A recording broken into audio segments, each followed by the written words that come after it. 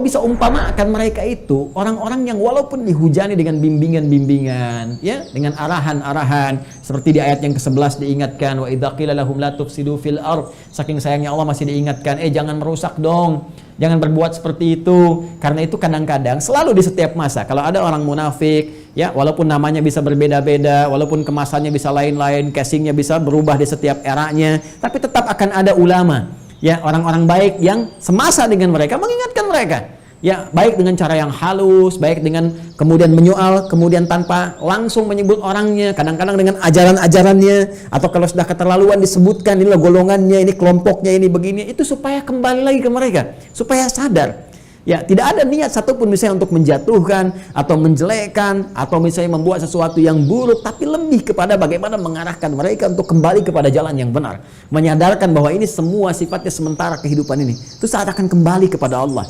Ya, karena itu indah Al-Quran. Bahkan nanti di Quran surah keempat An-Nisa ayat ke-140 itu kan pembukanya indah sekali. Wa qad nazzala 'alaikum fil kitabi an idza sami'tum ayatillahi yukfaru biha wa yustahza'u biha fala taq'udu ma'ahum. Kata Allah, kalau satu masa engkau dapati ada orang-orang yang mengingkari ayat-ayat Allah, bahkan mengolok-oloknya. Ya, kalau orang-orang kafir kan mana ada yang mau mengolok-olok ayat-ayat Al-Quran. Ya, ini menunjukkan bahwa ada orang yang bahkan mengaku dirinya beriman, ngaku muslim, tapi mau mengolok-olok ajarannya sendiri. Ngolok-olok orang sholat, ngolok-olok orang baca Al-Quran, ngolok-olok orang ibadah, dan sebagainya.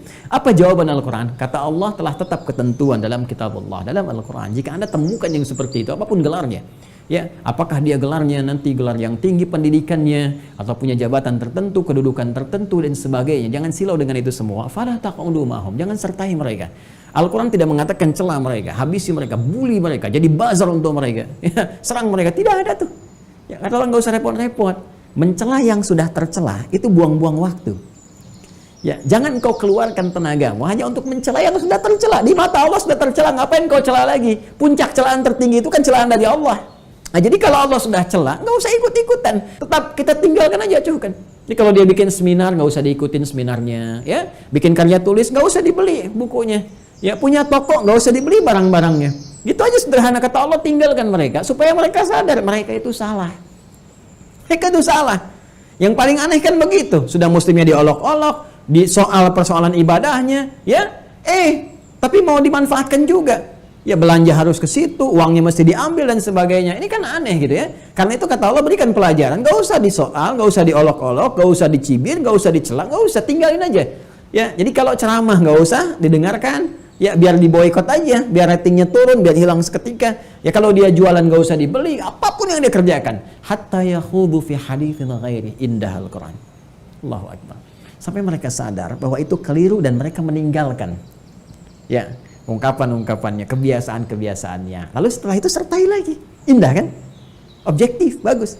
Innakum idzam mithluhum. Kalau engkau tanggapi, lama-lama seperti mereka juga. Ya, mereka celah, engkau celah. Lantas apa perbedaannya antara engkau dengan mereka? Ya, kalau kita ingin mencela, bukan mencela orangnya, celah perbuatannya, perbaiki dengan cara meluruskannya. Makanya indah dalam Al-Quran itu. Tapi kalau engkau fasilitasi, ya, fasilitasi ikut seminarnya, stadium generalnya, bahkan ada yang fasilitasi. Kalau ada dosen, ya, yang nyeleneh, yang keluar dari tuntunan Islam yang benar, yang aneh-aneh bicaranya, yang mengatakan seperti ini, seperti itu, keluar dari pakem keagamaan yang benar, udah nggak usah diikuti kelasnya. Usulkan aja ke dekanatnya, kami nggak mau dosen yang ini. Usulkan ke rektoratnya. Ya, kalau dia datang ke kelas gak ada muridnya, ya sama aja, apa yang mau diajarkan? Ya, itu teman-teman sekalian, yang seperti itu penting untuk kita berikan sikap di hadapan Allah. Mereka itu saking sayangnya Allah kepada mereka, tetap diberikan peringatan. Wa idza qila lahum la tufsidu fil ardi. Ya. Kemudian wa idza qila lahum aminu kama amanan nas. Ayo kamu perbaiki imannya, dekatkan diri kepada Allah. Ayo tobatlah, ya, ayo kembali beriman. Gak ada salahnya kemudian kamu akan hilang penyakitnya, dijamin oleh Allah. Bahkan diajak tobat, ilal ladzina tabu, kan? Oleh orang-orang yang tobat. Itu kan kata Allah, sepanjang ia punya kesempatan hidup sampai nyawanya sampai ke tenggorokan, akan kami berikan tetap petunjuk-petunjuk seperti curahan air hujan sampai mereka mau kembali. Kadang kondisi-kondisi seperti itu penting kemudian kita tegaskan, apalagi kalau perkaranya sudah terkait dengan akidah.